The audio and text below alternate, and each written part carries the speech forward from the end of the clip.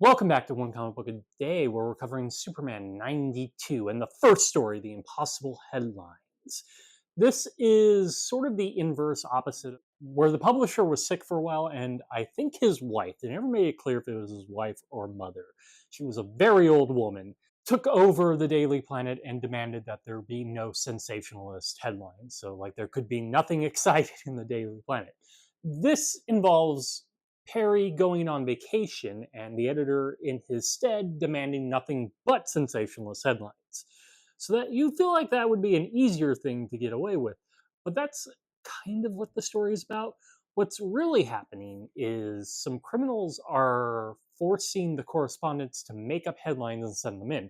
And I guess because Perry's out of town and he would do his due diligence, this editor is just willing to print whatever. Now, it would have made more sense if that editor was actually behind this all, because, I mean, that's what the story really wanted to be about an editor who's not really doing his job and just kind of making things up. Or really wants that hot headline. I guess he never really makes anything up. He just assumes everything is correct.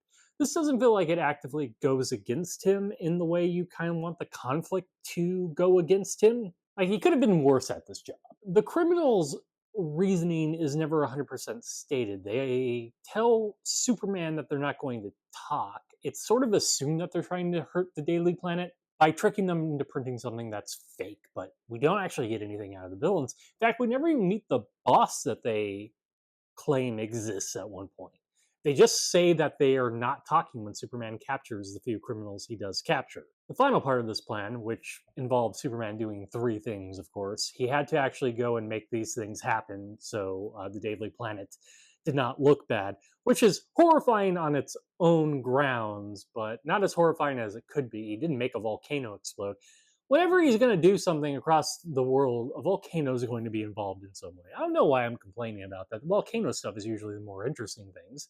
But the final thing is a fake diary that proves Clark Kent is Superman. So their fake story is actually the truth this time. So Superman has to kind of prove this by doing one of his usual schemes of getting out of this by claiming that he took Clark's place so he could save Clark from being assassinated. God, he does this often. In fact, it doesn't even make sense why Lois even falls for the thought of Clark being Superman if so often Superman supposedly is taking his place to save his life. That should be the natural assumption at this point. And it seems like the editor has learned his lesson because that report actually got out and Superman made sure to make it Clark Kent was Superman, not Clark Kent is Superman. So it's just a subtle change that makes it okay-ish, even though the story was always right. The editor never truly gets his comeuppance, and the fact that he's barely even there, without the mobster villain, he is the closest thing to an antagonist of the story, and he never quite gets what is deserved to him. They never quite made him as bad as he should have been.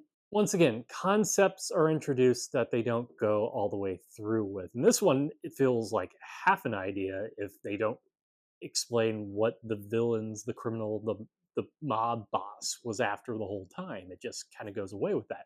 So yeah, pretty weak Superman story. And that is it from Superman 92. The Impossible Headlines. If you enjoyed this video, please like and subscribe, hit the bell icon to get notification when new video is up. I do this Monday through Friday, but Fridays is Bat Friday, where I cover a Batman story, either Detective Comics or Batman. And until next time, let's ponder the question, whatever did happen to the Man of Tomorrow? What happened to this editor? He should have been fired, or at least demoted from whatever editor role he had before Perry went on vacation. Okay, have a great day.